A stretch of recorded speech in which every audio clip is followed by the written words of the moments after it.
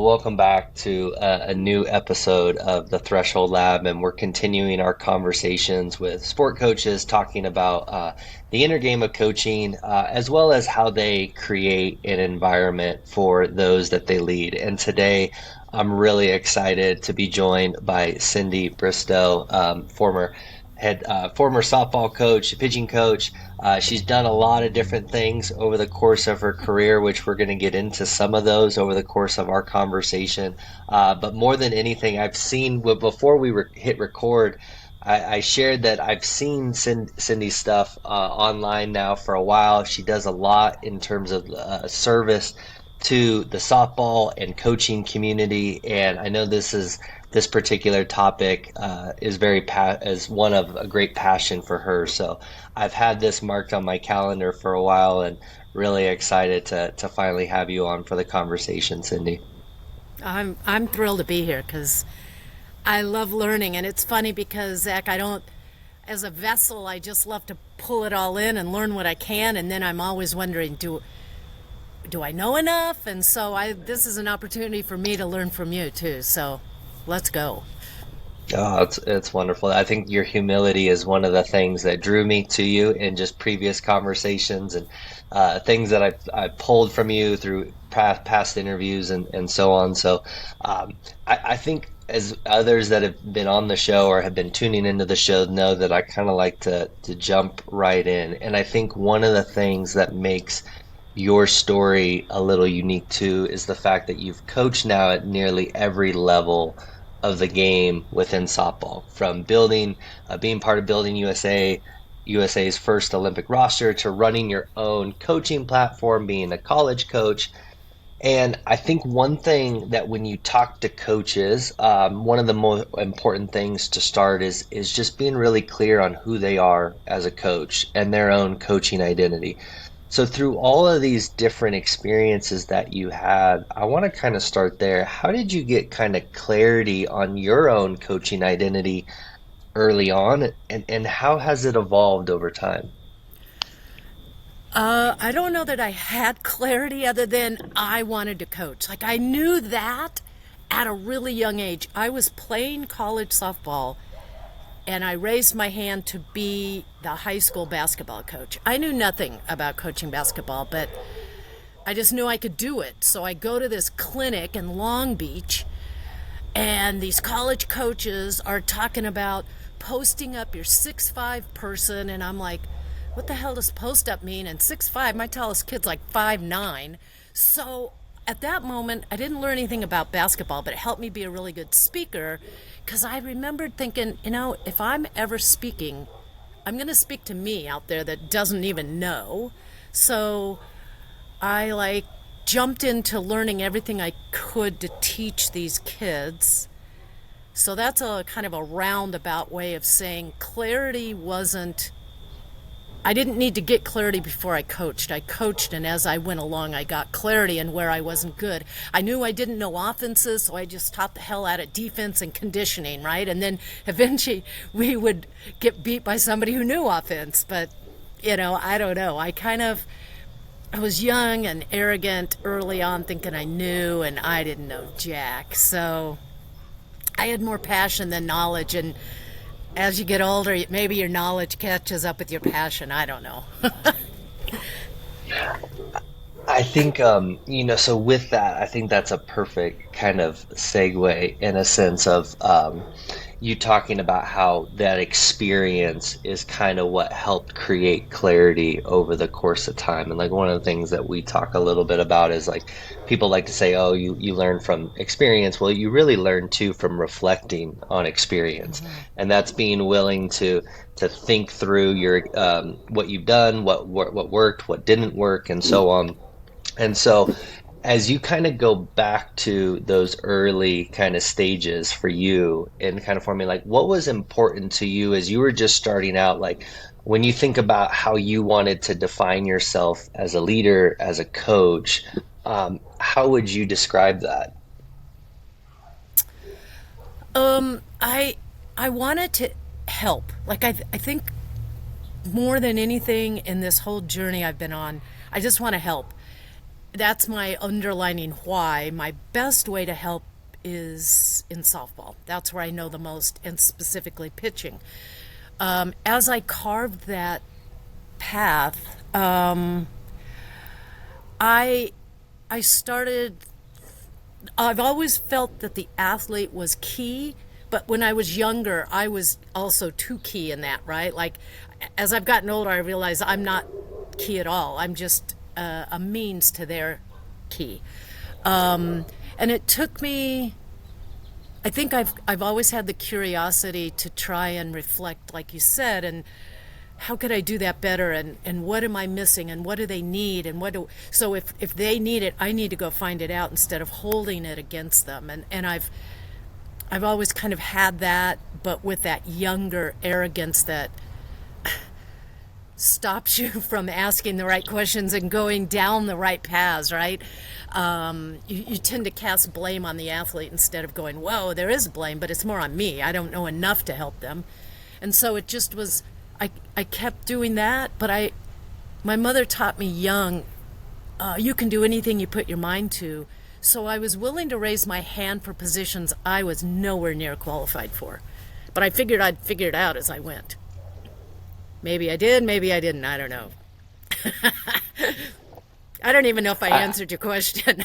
I know. I think it's safe to say that you did not only answer the question, but that you've figured it out. And obviously, it wouldn't be you wouldn't have had the success on the field that you've had, but also off the field too. Again, with just the countless people that you've impacted within the game. And so, one of the things though that I lost my train of thought. There was going to be one piece of this that I was gonna that I wanted to hit on with what you shared.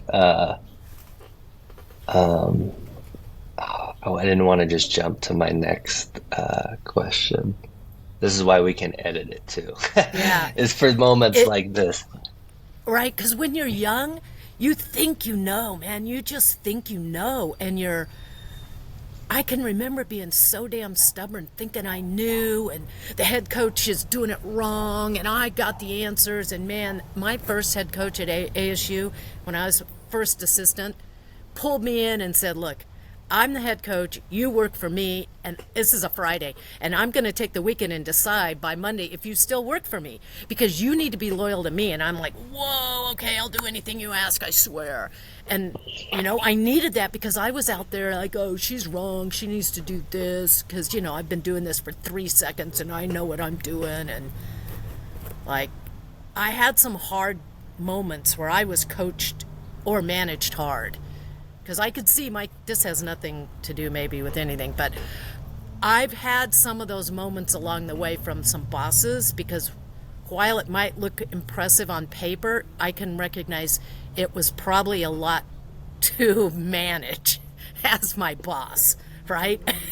Because I'm out there just thrashing through the Yeah, wilderness. it makes a ton of sense, and that actually I think speaks to maybe the question I wanted to pose to you. You might have answered it in a way, is you mentioned a couple times now, maybe some of that arrogance that you had early on as a coach, and I was curious, like, at what point did that start to shift for you, and really what helped kind of drive that shift? It is a it wasn't gradual. There's a very clear, specific point when my arrogance shifted. I was coaching in the professional league, living in Columbus, Georgia, and our league is in the summer. So if you've ever been in the South in the summer, I didn't grow up in humidity. That's all I'm going to say. And we're in last place. So I march into that, like General MacArthur. I march into that locker room and give him the welcome to last place speech. Like they were just not aware they were in last place. I needed to make them aware and everything would change. So I march out of there and I come to work the next day and I'm crossing the Chattahoochee River. I'm in the middle of the bridge and it dawns on me. These are all Americans. I have a couple gold medalists on this team, national champions. They're trying, and this is the best they can do, and it's last place. I need to get there as fast as I can because they're this close to giving up. And everything I've done to this point has only accelerated their willingness to give up. I'm the ass in this picture, not them. And I remembered that so clearly from that day. My whole goal has been when athletes are struggling, their first inclination is to shut down and quit. And my whole existence needs to be to add some clarity and some direction through that wilderness and help them just do one more and find a way out of that like horrible wilderness. And it changed everything about my relationship with coaching, my relationship with them, how we did. That was almost like what our all-star break would be. We were halfway through the season. The second half of the season, we were first place. And it was not, I didn't change a name on the roster. I just changed that it was about, I was about them instead of they were about me. That's such a powerful shift, and obviously it's under a type of circumstance that you didn't exactly probably envision when you took that job and when you envisioned how that summer was going to go per se. But it sounds like it led to a very transformative kind of shift for you in how you thought about coaching. Like you said, the change was not in the personnel. The change wasn't even in the tactics. It was more in a change in attitude, a change in perspective that you had about how you viewed coaching and leadership and service. And um, one of the things that I kind of with that is what what started to be different for you as a coach kind of following that experience? Like you mentioned kind of how that changed kind of your perspective, but like what were some of the things that you started to do maybe differently so that way you were actually propelling your players forward as opposed to maybe contributing to what was holding them back? So I started immediately putting them into struggling, failing situations. And then we were going to manage those better. Instead of avoiding those, we were going to be masters at managing them.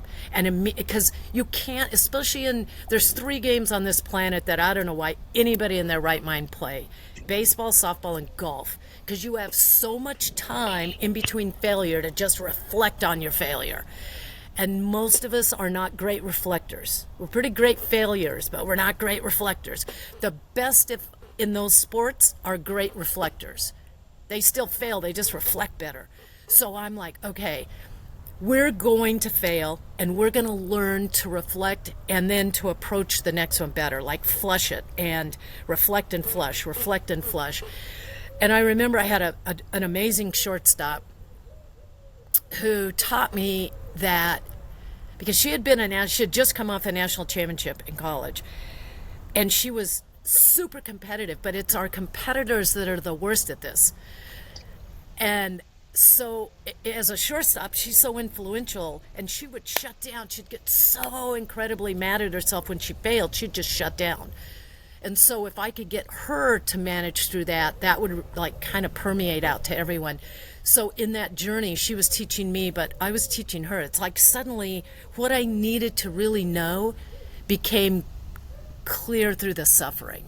Only because I was willing to seek the answer, like to consider it could possibly be me on that bridge and not them.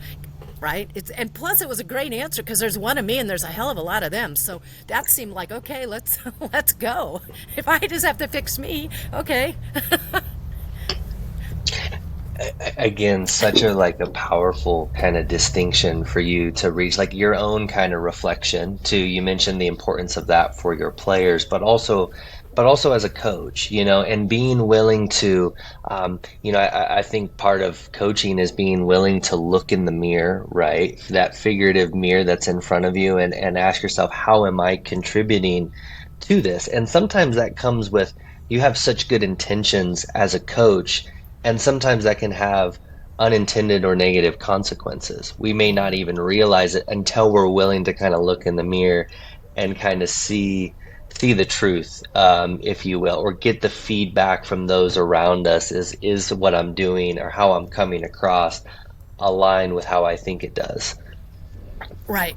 And kind of with that, when you think about talking about kind of struggle, right? Like I've heard you talk about that before, that the importance of player development is learning how do you master struggle. Could you talk, you mentioned too this kind of idea of flush, like reset, reflect.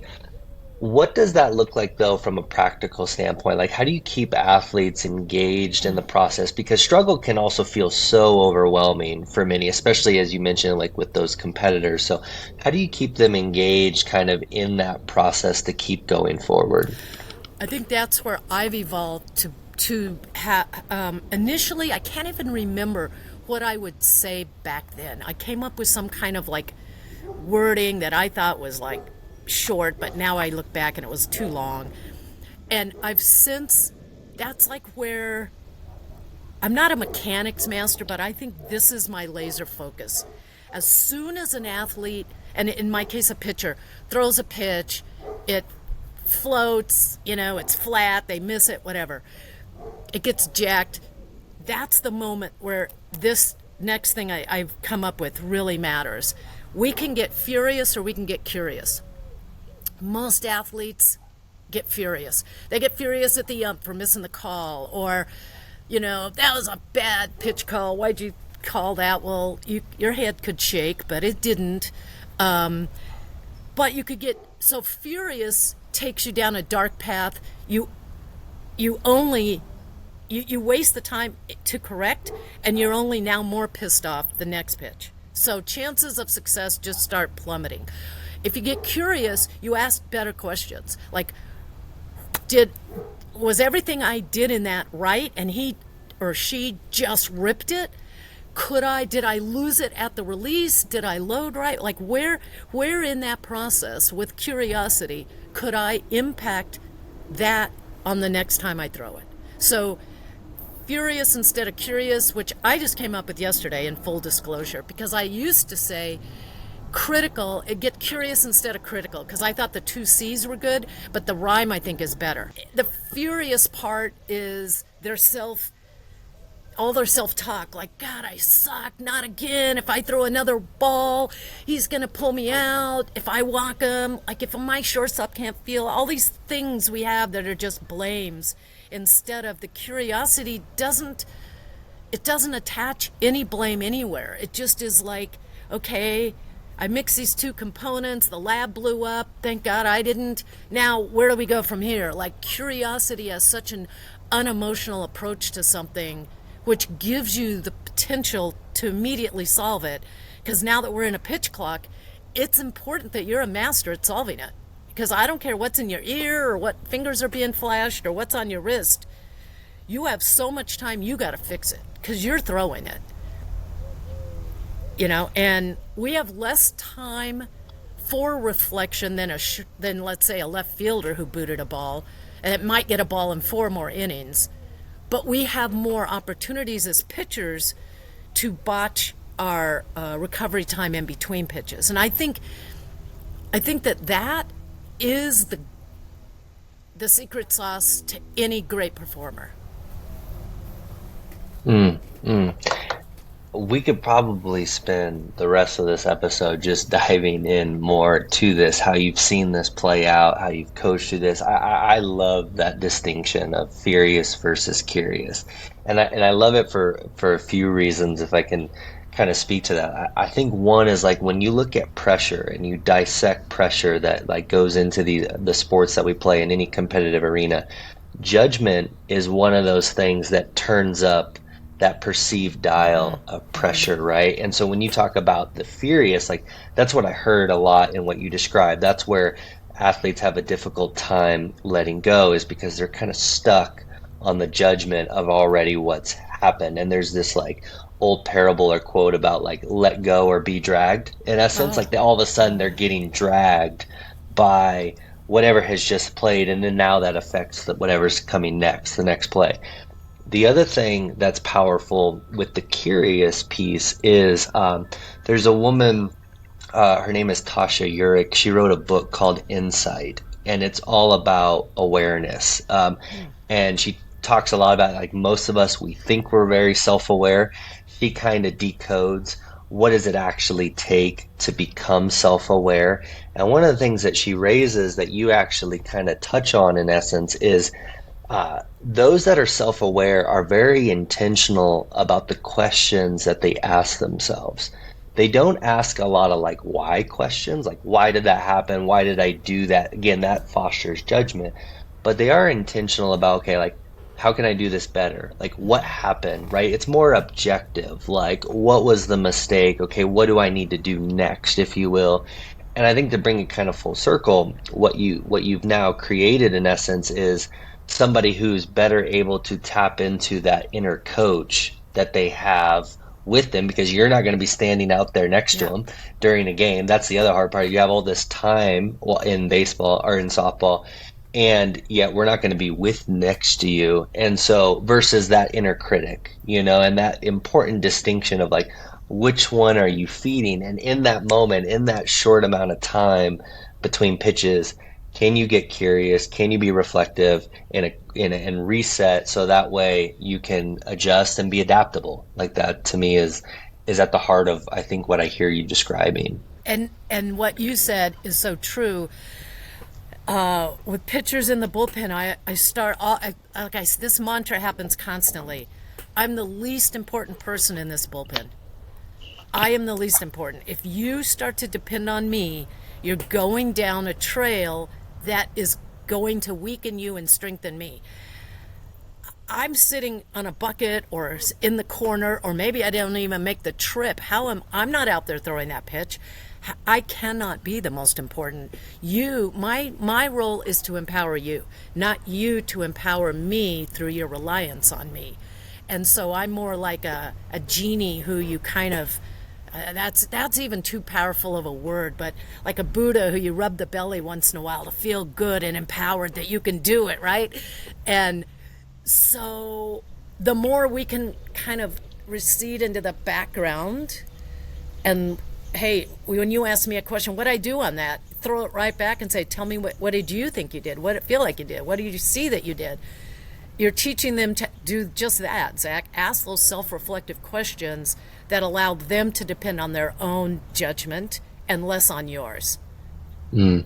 because they've got to do it. With this too, one of the things that you're kind of highlighting is when players get better. Part of player development being getting better at mastering struggle and how helpful that is in now preparing you for the game. What we also see, and I don't know if this is the experience in softball, but I know at times in baseball, a challenge for players in preparation is the game is already challenging. There's already a lot of failure built into it. It can be challenging in its own way to then create failure, to create struggle in how you prepare, in how you train, because again, the games we're going to go compete later that night. And so whether you see a parallel there in softball or just in general, this ties so much to a player's trust and belief in themselves. So how do you keep players' belief systems kind of intact when maybe those like results or those struggle like when the results aren't there and struggles kind of persist? Yeah, that's the dicey thing. I think we have too unrealistic of a view of success. Like we think we should succeed 90% of the time. Anything less than that is unacceptable. It was mind-boggling for me recently. Drivelines released a lot of info that the average MLB pitcher misses their spot 9 inches. Like the strike zone's only 17 inches. So basically, these dudes never hit, they aren't even close to their spot. So if that's how they are, well, then it might be okay for us too. And maybe the unrealistic demand for perfection is coming down from us, which they just mirror. I think our players have just become mirrors of whatever the people around them, the adults, the coaches, the parents, expect. So I've tried to even reflect in that. I've told that there's this thing I say, and it seems ridiculous. If it's in you once, it's in you always. And where I've come up with that is, if you threw a killer pitch once, it's still in there. It's always in there. And what isn't anymore in there is your belief that it's in there. Now you start wondering, God, I hope I can do that again. I wonder if I can do all these like fragile comments, wonder, hope. God, what if it's not, like doubt comments, right? Instead of that kid that shows up that, well, hell yeah, that's in me.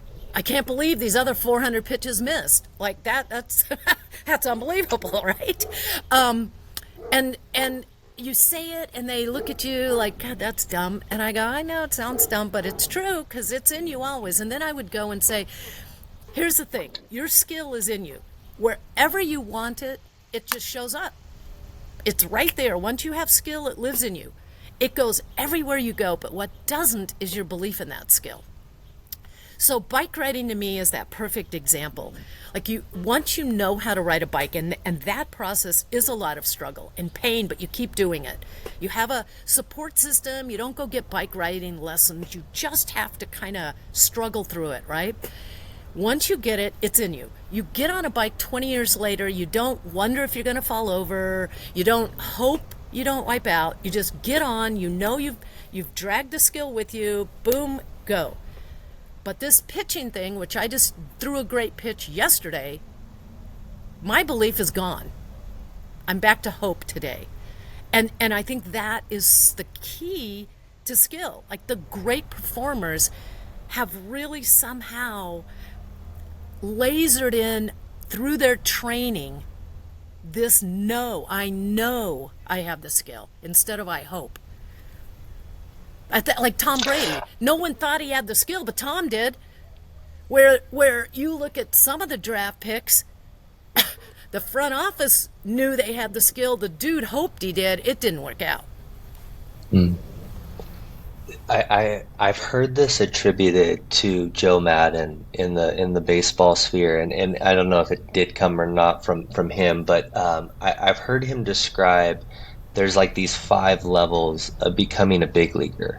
The first one is how do I get there? Second level is how do I stay here? Third level, I know I belong here. The fourth level is I want to make as much money as I can. And then the fifth level is I want to win as much as I can. And I think one of the things that I hear you describing is that transition from level 2 to 3.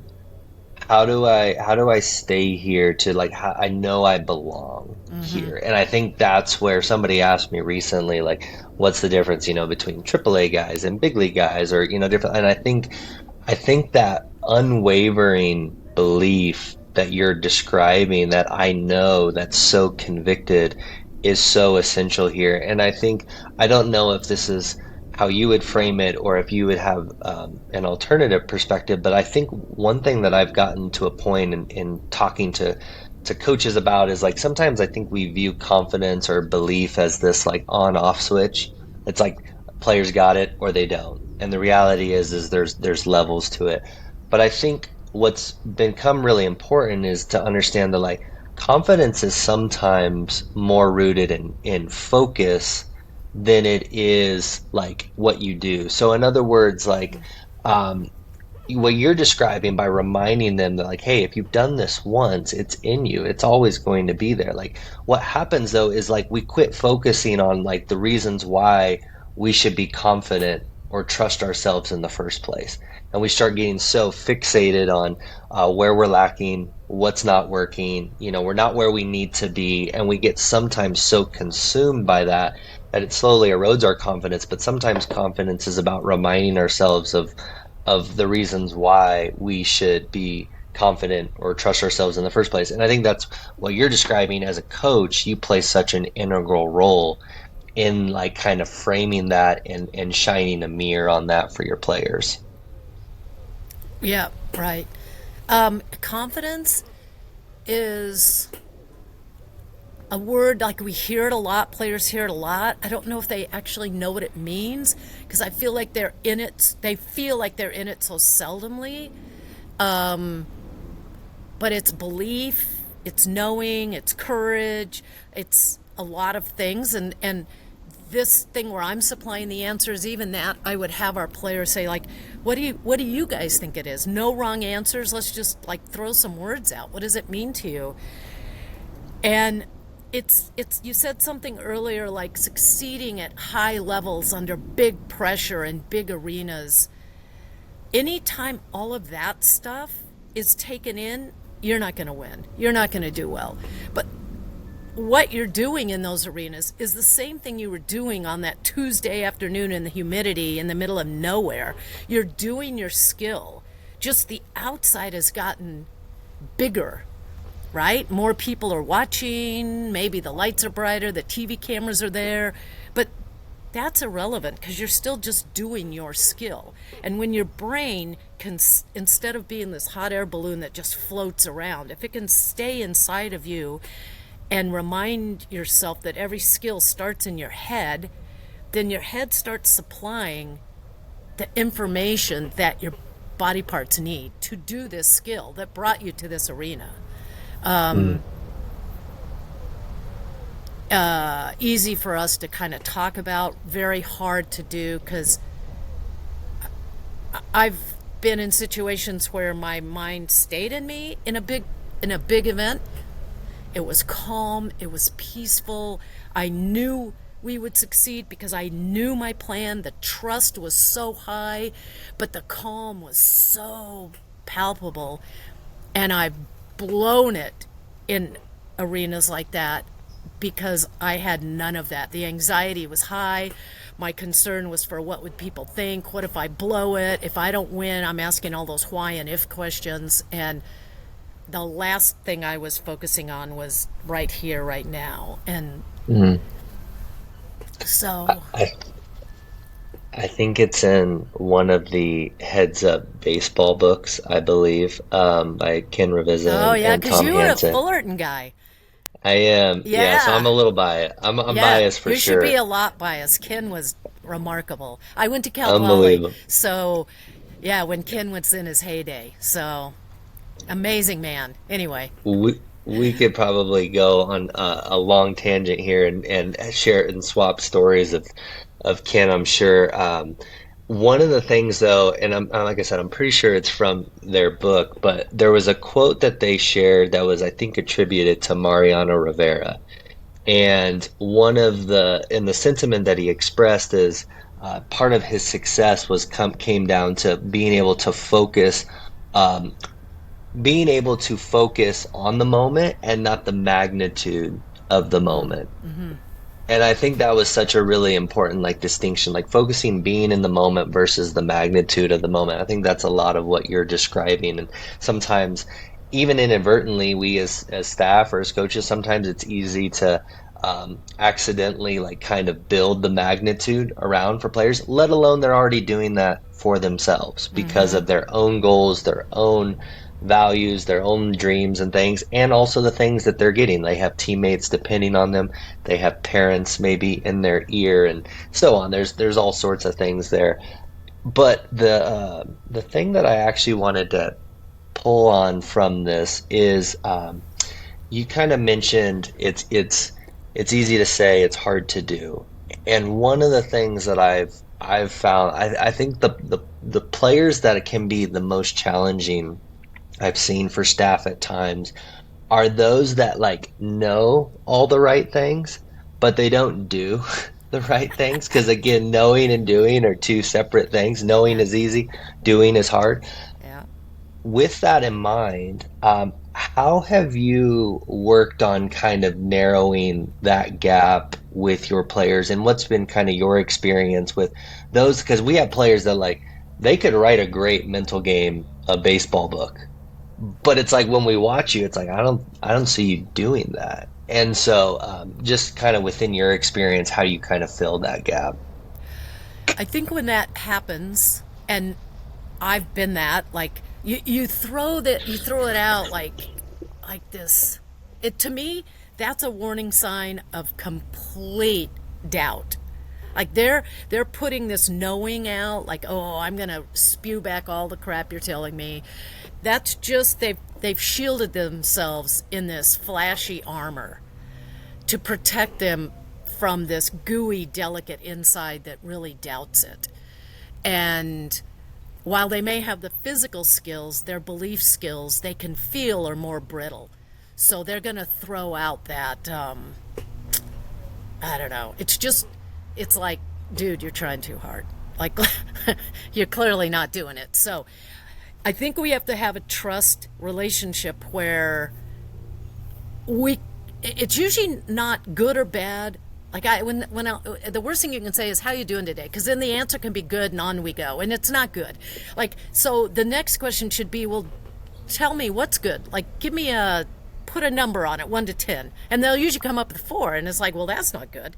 So that I think we need to dive deeper and say, in this process, let's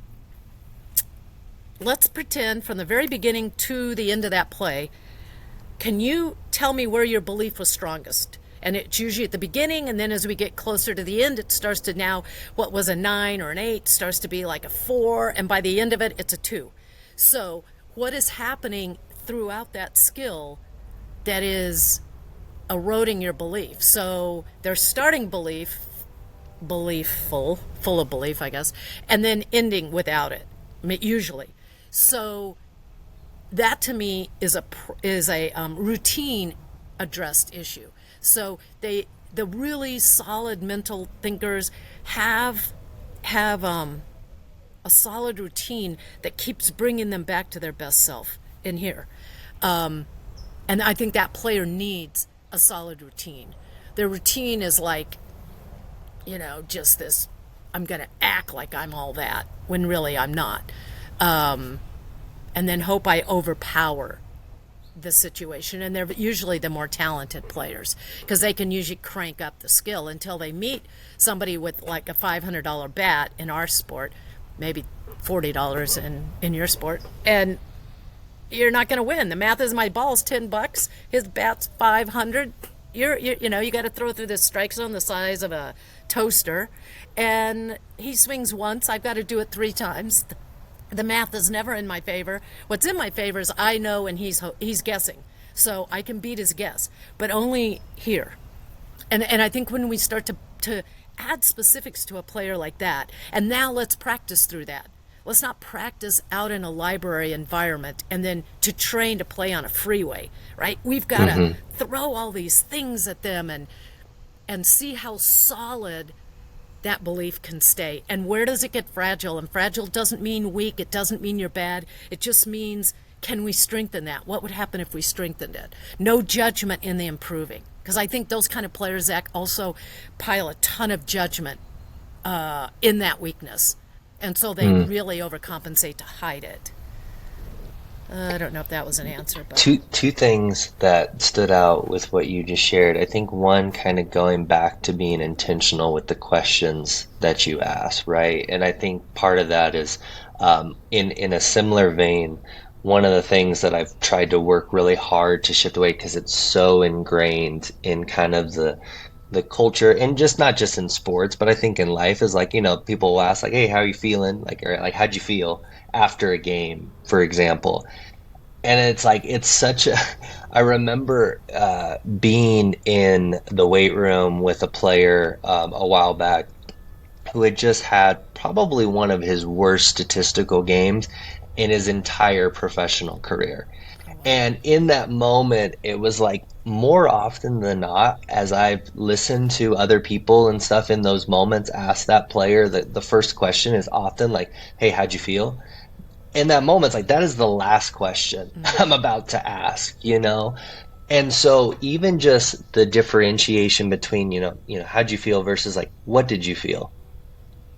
And the latter being something like, now you're actually getting them to be more specific, more localized, more like driven, and like that now you can kind of build off of, like you mentioned, with some of the follow-up questions that can come, or like using the scaling questions. Like I love the scaling questions as really rich tools, not just for what the player initially responds with, but then what you can do with that response in your follow-up.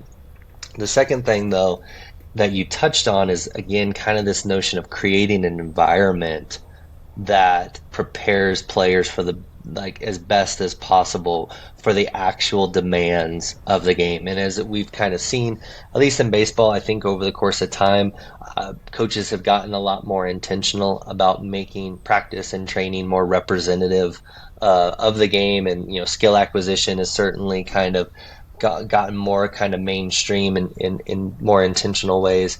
I think too. I'm sure you've heard this analogy, like the difference between a tiger in the zoo versus a tiger in the jungle, right? Like that notion of like so often historically we were preparing our players to just go like the zoo is what practice and training looked like, but the game was the jungle. And so now how do we get better at that? So I kind of want to go off of that a little bit. For you, what are some of your favorite ways that you've tried to make training and practice and create an environment that's more kind of jungle-like for your players?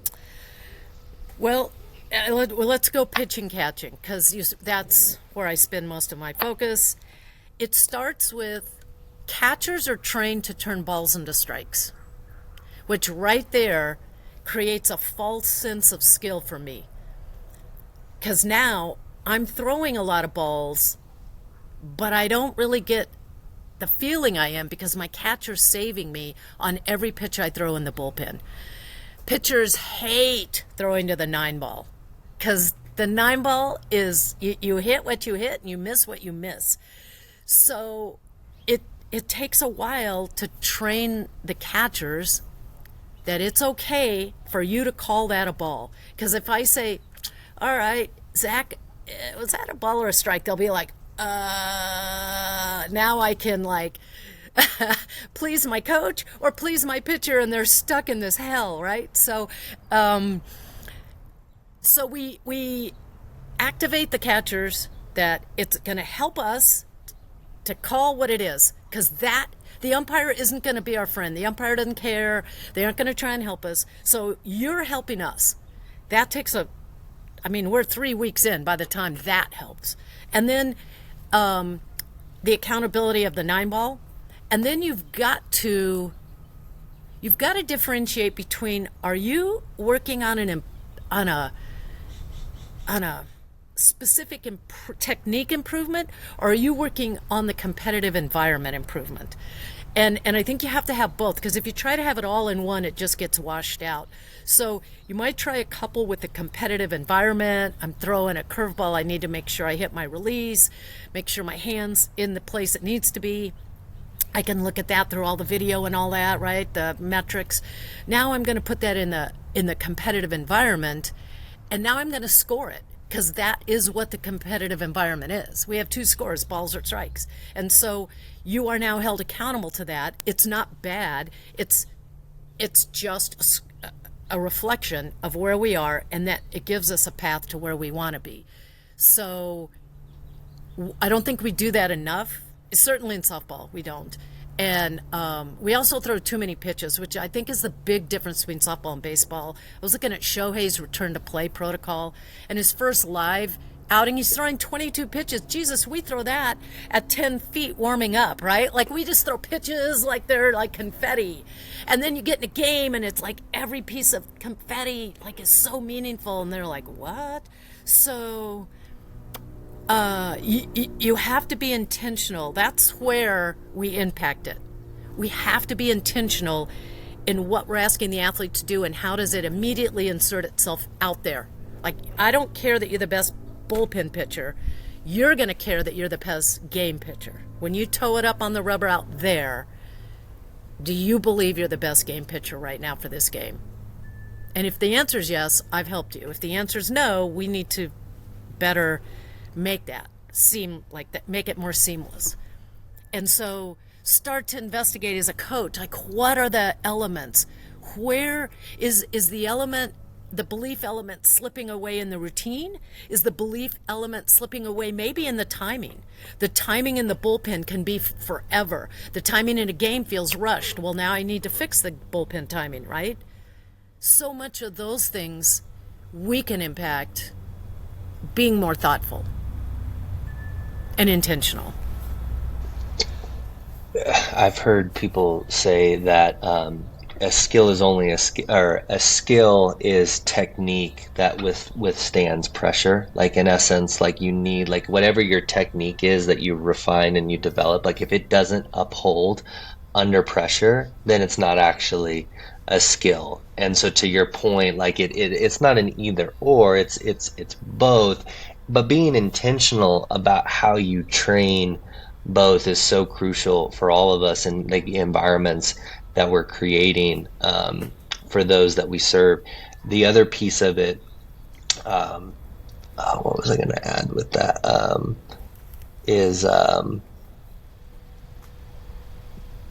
was going to add one last thing. See, this is where my brain goes. But um, gosh, it's terrible. No, Talk it's about hard. judgment. No, it's hard. See, you went to judgment, and I'm going to. It's hard to stay deeply focused for a long period of time. Like you're really Mhm. focused on listening, and now you got to flip it and try and focus on question asking, and that's a hard. That's a hard thing. Yeah, yeah, I appreciate your empathy for sure. So if it'll come, I'm sure it'll come to me. But what I'd like to do is maybe as we kind of shift to the back end here of the conversation, I kind of want to turn it back to you because I've enjoyed this first chunk, talking a lot about how you've created an environment for your players to get better at mastering struggle and the importance of creating an environment that hones not only their physical skills but their mindset and their mental game too. But before doing so, we've talked a lot about this at an individual level. And I would be curious to ask you, because I think it's a lot easier to obviously pull from successful seasons, successful case studies. Like we love to study the winning teams and everything like that. And yet, there can also be a lot that gets overlooked that you can learn a great deal from when you go through losing seasons and tough stretches. So, as a leader and as a coach, for you, when you've had stretches with teams where maybe it's been filled with a lot of struggle, maybe it's been seasons where there's been a lot of unmet expectations. What's worked best for you in leading a team in those moments when maybe the scoreboard isn't in your favor? Yeah, those are when I think you really do your best or your worst coaching. And it this does start with you.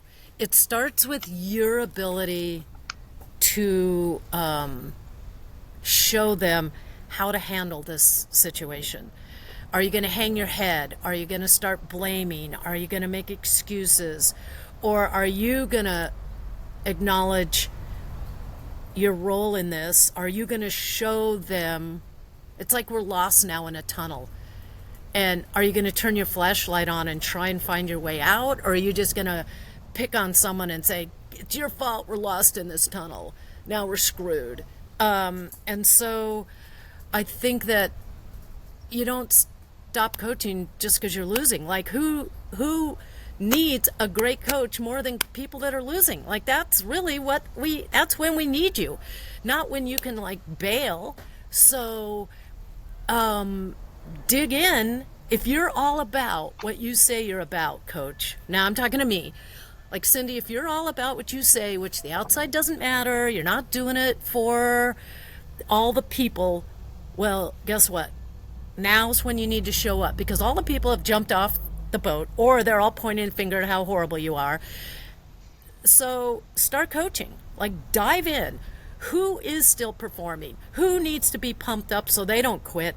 Well, how can you reassess, not reassess, how can you divert their thought process from the outcome, which is the loss, to the path, which is where in this process am I doing well because I need to keep doing that?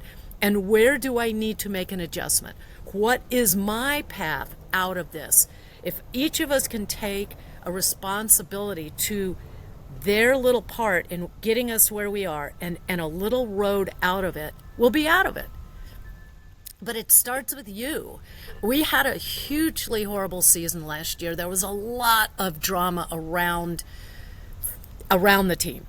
And a lot of it was There was just some coaching swirlings, let's say.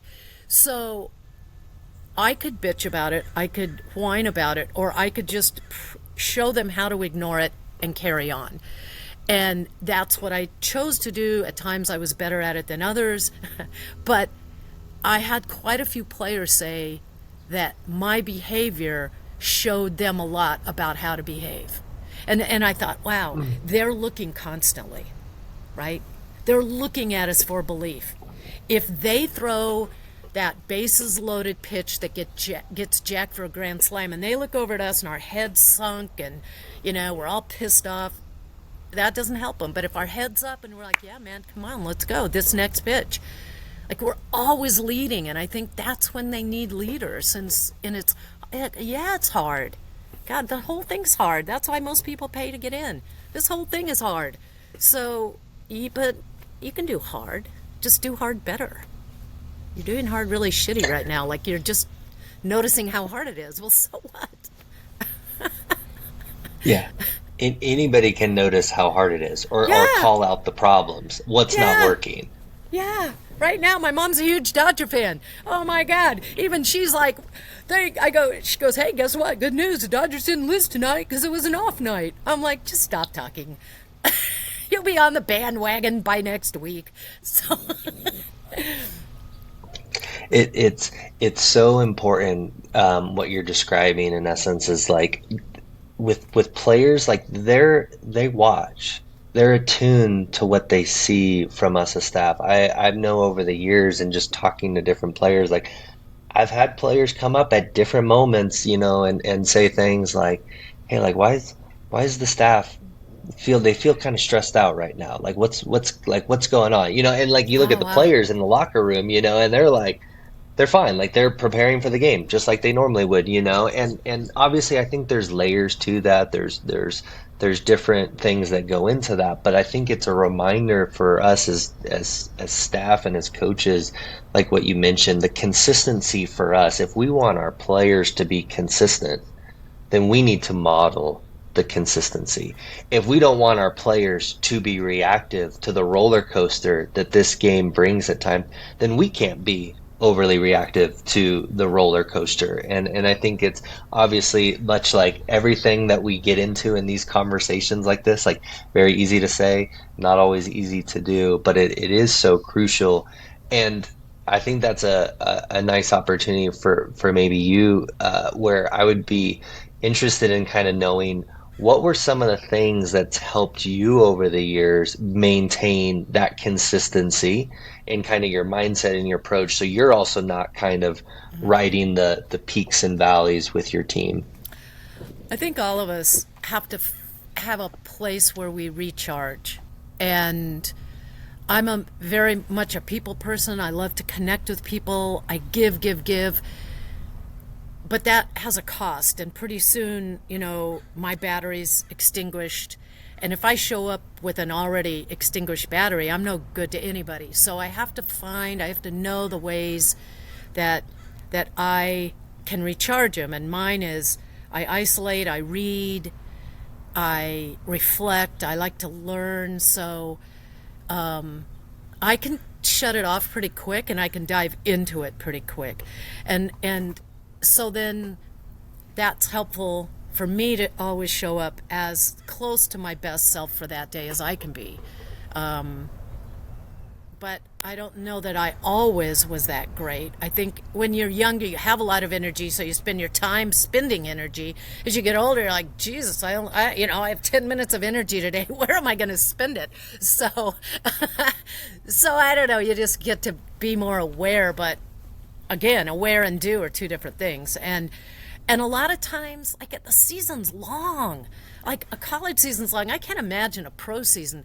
So we have to show up today in the bullpen because that's what it says on the schedule. But take a pulse. Like these people are exhausted. So let's talk about sequoia trees and how they influence and what the significance of that is. Or let's just talk about, hey, I deal with college student athletes. How are classes? Tell me some cool things you're learning because here's something cool I learned today. Like, okay, we can move the needle forward and not have had to throw because our arms are already trashed. And that can kind of connect us pump in some juice that now we can get through tomorrow. With that, I think one of the things that you mentioned, and I've noticed this is a theme for some of the other coaches that I've had these conversations with that have been doing it for a while and have some longevity in their careers, is the evolution of this, and recognizing that our energy, our focus, we have a limited bandwidth emotionally and mentally for those that we give, and yet we're, as you mentioned, like as coaches, we're constantly giving, constantly. You're also the person that people are coming to always for answers, and sometimes you have those answers, and sometimes you don't. But either way, it can deplete us as staff. But the interesting thing that has come up more recently in some of these conversations is like, how do you protect that time? How do you protect time for you and for your energy to be restored, if you will? And so, whether that's through your own experience or coaches that you now see and you talk to and you mentor, what are some of the suggestions or thoughts that you would offer to those to try, like, okay, how do I now protect my energy and my well-being so that way I can now go give the best version of me to those I lead? That's a great question. I think we aren't that important, so if we can first just acknowledge that. Like, if in walking to the bullpen, I decide, oh, wow, I'm going to look at the bell tower today, or, oh, those clouds look like dinosaurs, or, you know, is that someone skateboarding with purple hair? Like, if I just let my thoughts wander, the whole program isn't going to collapse.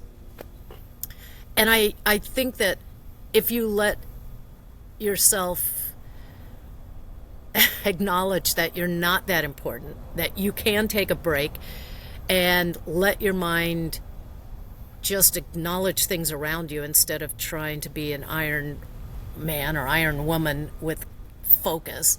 That's a place to start. And I think you need a circle, a very small circle of dependable, trustworthy friends who will help hold you accountable when you need it, support you when you need it, but have a different way of doing it. And I have one longtime friend, and we're that to each other. And how she goes about it isn't exactly how I go about it, and yet we're very similar. And because you're not going to come up with all these answers yourself. I've gotten into meditating lately, and I always thought that was legs crossed and humming and candles and crap, and it's none of that. But it's helped me go to sleep at night, and the more I sleep, the better I am in the morning, right? And so I think if we aren't that important and we start seeking answers for ourselves, answers are going to come. But if you think you're that important, then you feel you have to put out every fire, and pretty soon you're on fire. And we aren't that important. This has come up in conversations with people, kind of recently, and just like one of the things we were talking a little bit about is like the lessons learned when you're embedded within a team, right? And you're there every single day. Like, the reality is at this level, at the highest levels, like there's always a fire. Like every day there's a fire. There's something new. Mm-hmm. Now, some of them are big, some of them are small, some of them are just smoke. And some of them, sometimes as staff, we pour gasoline on. We're Yeah. making the Yeah. fire to be a bigger thing than it is too. But the recognition of what helps you make sure that you're in the best position to lead. So that way you're not dosing a flame with more gasoline and turning something into be a bigger issue for not just yourself, but for those that you lead. I also heard this a while back of this gal kind of talk about, like, for those that, have kids and you get on a plane, right? Like they tell you, they're very like intentional to tell you, make sure you put your oxygen mask on first. And she's like, obviously most parents and now even leaders have heard that sentiment and how that applies to all of us. But the point that she raised as like a part two to it is inevitably you know this and yet you still won't do it. You're still going to continue to grind. You're still going to continue to push and give. And so her recommendation was inevitably when you don't put your oxygen mask on, maybe first, make sure you know who in your life will put your oxygen mask on for you. Ah, yeah, that's good. And I thought that was a very powerful added piece to it. And it sounds like for you, you know, you in essence, you've had that, and that person looks different for each person and what those needs are per se. But just the importance of having, I think that's become a dominant theme in a lot of these conversations is the benefits of coaches and leaders having mentors, having other You're coaches, frozen. having a support system to help you navigate the highs, the lows, the pressure, and everything in between that leadership and coaching entail. And so I think that kind of, you know, brings me, you know, I want to be kind of mindful of your time, but I want to kind of ask a few final kind of questions here because, you know, earlier in the conversation, you mentioned just your desire to grow, your curiosity, your hunger to kind of learn a little bit. So could you walk us through a little bit like what your process for learning has been and just kind of how you go about integrating new ideas and new perspectives into your coaching practice? Yeah, so curiously enough, I sucked as a student. Like, I was horrible unless I loved it, right? If I loved the topic or the teacher, I was all in. But man, I was the first one to go, this is stupid, which is usually code for I'm not very good at it, right? Nothing I'm great at is stupid because, like, I'm great at it. But so as a student, you would think someone as curious as me to learn would be good, but no, couldn't be bothered. So now I realize the role information plays as I'm coaching and I want to go learn it. So I'm always in search of a new way to say something, a new way to look at something. And as I absorb it, I've got to filter it too, because I can't just dump it all on the athlete's head. And so I will, I'm very open to say, hey, I just learned this new thing. I read this thing last night. I don't know if it'll work. Do you guys want to try it out? And they'll go, yeah, let's try. Or, you know, one of them will and two of them won't. And I'm like, that's cool. Let's just try. Let's see. Let's work our way through it. And I think that that kind of openness and willingness and it helps them. It loosens them. I'm not perfect. They don't have to be perfect. But I'm always throwing, I think that's also like when you try something new and learn something new, Zach, it can be scary to actually utter it because now only if you're worrying about what someone else's opinion is. Again, there's that outside view. But if you don't care so much and you just say it and throw it out there, people like they gravitate to it and they respond to it. Like this, we both write newsletters, and you know it's got to be scary when you write something and you're like, I wonder what they're going to think, and then you're like, I don't care. I'm writing it mainly for me, and if someone thinks great, then that's awesome, and if they don't, then that's too bad. It kind of hurts, but that's too bad. And so, my process is I've stumbled. I love your newsletter. There's a few that I really like. They always seem to have an alternative take on stuff, and you're like, oh wow, I saw the same thing, but not in the same way, or I never even saw that. And I just love to have for myself my own perspective change because I do feel so responsible to help athletes that are right in front of me with the most I can know at the time. But then the path that takes you down, Zach, and you've probably felt it yourself, is, God, I screwed up all these players way back then because I was teaching them all that. And you're like, no, you're forgiven. It was what I knew at the time, and the time has passed. But if what you knew at the time is still what you know now, well, then shame on you. Quit opening your mouth because you're not going to help anybody. It's our obligation to keep learning, to keep helping. Because their obligation is to try to improve, but my obligation is to know as much as I can at the moment to assist in that path. Yeah, yeah, and being willing to upgrade and level up Yeah. that thinking and that knowledge along the way. I love what you share there, and that's so true too for all of us. Like we're at given time, we're all doing the best we can with the level of thinking that we have at that given time, and yet if you're not willing to be a learner, to grow, to like explore things. I think one thing that I've appreciated, and the more I've gotten to talk to you and hear kind of your perspective on things and read things from you, is like your willingness to learn from kind of anything and everything, and not just getting, sometimes we get also very narrow within our discipline, very narrow within our channel. And so to kind of broaden that out, next thing you know, you start making connections to things. And I very much feel that even just with writing, like you mentioned with the newsletter, like more often than not,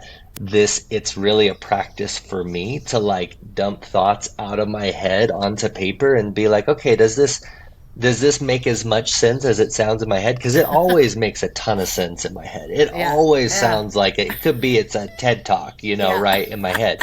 But then it comes out and I'm like, that doesn't actually flow the Yeah. way I thought it would. And I think that the other point though that you raised is like I'm continually surprised by what sometimes does land for somebody. Because sometimes it's the messages that you think may not actually land with some, Yeah. like the majority, or like, oh, you share something that you're like, oh, this is it's cool, it's interesting, and I like it, and yet it's not my favorite thing I've shared. And sometimes those are the things that you get feedback on, like, hey, I love this. This was a great, I'm going to use this. Whereas the other times there's things you share where like, oh, this is gold. This is really good. And then you share it and it's like crickets. Yeah, So no it one can be says very anything. humbling. Yeah, exactly. It's exactly. That was it. That was my last issue. I spent all this time on the preparation and the fall, and nobody said a damn thing about that. And then I'm talking, just throw in this last thing about the trees and the roots and stuff. Oh man, everybody talked about that. I'm like, okay, all right, okay. It's such a good metaphor. Yeah. For those that do not follow or subscribe to Cindy's newsletter, I highly suggest it. I've been following it for a bit now. And that particular analogy around redwood trees and the roots and things is such a wonderful metaphor that's so applicable to anybody leading a team and a group. And so I'm excited to continue to learn from you in that space. And then I think the other thing too, I shared this in one of my short form kind of podcast episodes in this past week. I've heard it phrased as like the law of the frequency, which is basically this notion where like you could have the same song playing on two different radio stations, exact same time. You can only tune in to one of those songs at a given time. You can't tune into both. And so the message being is all of us are tuned to different frequencies with the messages that we hear and the people that we listen to. So for example, some people they're going to be very tuned to your style, your tone, the stories that you share and like also your relationship to them. And then there's people out there that like, like there's all the influencers, there's public speakers, there's coaches out there that like have great sound bites, they have great messages, but like it doesn't connect. It's maybe not the person you would normally go to, and hence why it's so important to share those ideas is because you never know when your frequency might be a great match for somebody, and also like your willingness to adapt your frequency, come up with new stories, change your tone, build the relationship, and so on. So um, and I think that kind of brings me now to the last kind of two questions I wanted to ask you, because I know a lot of your focus too has evolved to supporting coaches and developing leaders. That's not necessarily new. It's something that you've done for a long time now, and all the different ways that you've given back to the coaching community, hosting different events, philanthropy, and many other things along the way. When you think about the next kind of generation or this current generation of leaders in softball or just coaching in general, What do you feel like are the skills or qualities that need to really be honed to kind of set them apart to lead effectively? I think there's two.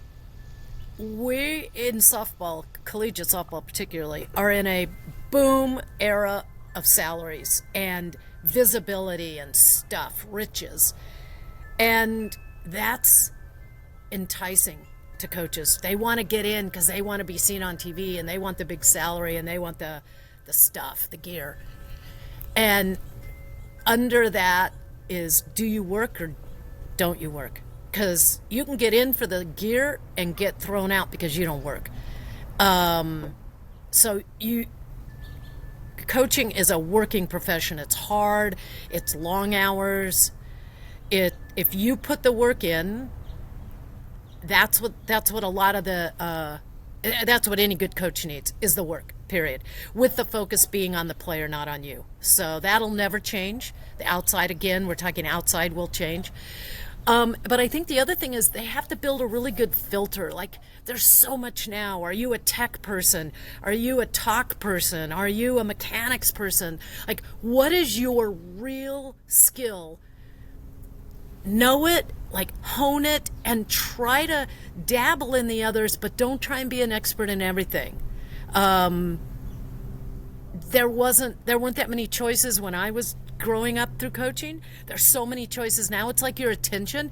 You only have so much. Are you wasting it on social media or are you like using it somewhere else? And so I think that they have to find what they're good at, get better at what they're good at, and where they're not good, find mentors that can at least coach them up a little.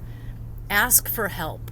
I have some young coaches that reach out to me that are just marvelous. They're so hungry and they're so wanting to learn.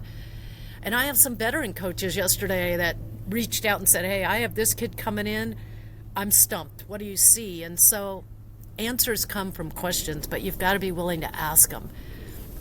And young coaches, if they can ask those questions and put the work in, then they're just young. They aren't they can succeed through their career in a tremendous time in our sport. It, I love that throughout this conversation, that sense of humility, it continues to kind of shine through both in the form of putting in the work for you and how you've described that evolution over the course of your journey, but also even now as you tie it into having that filter as a coach, which I think is also a nice callback to the self-awareness that we talked about, because I think a lot of that, like in order to have a really good filter, it also you have to have some good awareness around who you are as a coach and your identity and your strengths and things like that. Because once you're clear on that and you have clarity around that, now it becomes kind of easier to filter out what doesn't align, what doesn't fit. That doesn't mean that you're not open to different ideas and different perspectives and things, but to your point, it's also about being clear on who you're not, and not trying to do it all, which I think for many, especially as we start out, it's such an easy pathway to kind of go down. So I like how we've kind of come full circle in throughout this conversation. And my final question here is one I posed to all of the guests that have been on it, and I want to just ask, what's something that you're proud of that maybe you don't always get an excuse to talk about, Cindy? That's a fantastic question. I haven't never thought about that.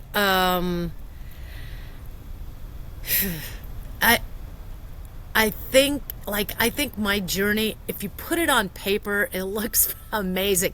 Like my mom goes, "Oh, honey, that's so fantastic," and then my brother goes, "It sounds like you can't keep a job." So I'm most proud that I can just do whatever's been put in front of me. Like I'm not someone for goals, because so many of the opportunities I had were first time things. So how would I have had a goal to do something that didn't exist? But I think I just kind of feel like I can, I don't know. I'm not an egotistical person, but underneath, I'm a strong belief in my skills. Drop me somewhere and I'll figure it out. Like, I think that's different than ego. So I think that I have that, whether it's dealing with people, whether it's, I don't know, figuring out recently how to like equalize a ceiling fan to keep it from making you crazy. I don't know. I feel like I can figure stuff out, and that takes me on some pretty cool places. So Mm. I don't know if that's a thing though. Now that you talk about it, like I don't I don't know if I answered that, but I am really Yeah, proud of that because I don't talk about myself. Like I don't. It's not about me, right? Like that ego thing. yeah, yeah. It's others that have asked this, you can tell it locks some coaches up because that sense of pride is not something that generally gets viewed per se. But I think what you kind of hit on with that kind of ability to just figure things out is like that resourcefulness. Yeah, that's And it. I think that's something that could probably easily be added to what you mentioned as kind of those cardinal skills or qualities of coaches now is like how resourceful can you be? Because in a lot of cases now, it's like, especially at certain environments, like a lot of people, they're doing a lot of the same things or they have a lot of the same amount of time per se as others, but it's like how do you become adaptable? Well, part of that is learning how to be resourceful and learning how to maximize time, learning how to find information and make information connect not just for you, but for those that you lead. And it's like that's just such a central thread to everything that you've described in this conversation is how resourceful you've been. And I don't think you have the career that you've had as a coach, as a leader, and as a person without that resourcefulness. So I'm very grateful that you got a chance to share some of that in our conversation together. Yeah, thanks. Yeah, it's been fun. I follow you too. I feel like we're in this little admiration society here. I read your newsletter, and I think yeah, it's been a pleasure. Like I've really appreciated it. Your questions have pulled out a lot in me, so I the reflection has helped. Thank you. Yeah, thank you. Thank you for dabbling with me, and I'm excited to continue conversations. And for those that again want to continue to learn and again increase their resourcefulness and openness to different ideas, I highly encourage following Cindy not only on social but your newsletter. Is there anything else that before we wrap up today that you'd want to put out there? I know most people like I bring on like self promotion is not ever their thing. So if there's anything that you would like to highlight that's exciting for you right now, I'll give you some time to do so. No. Okay. Okay. Yeah, That's it's okay. it's That's not my okay. thing. Oh, Yeah, Pitching Coach yeah. Central. I made a website not for me, but just to share stuff. So that's kind of what it is. Pitching Coach Central. Cool. So, well, thank you again, Cindy. Yeah, I'm thank beyond you, grateful Zach. for your time and Yeah, your reflections. So, yeah, I appreciate it. Thanks for all you do.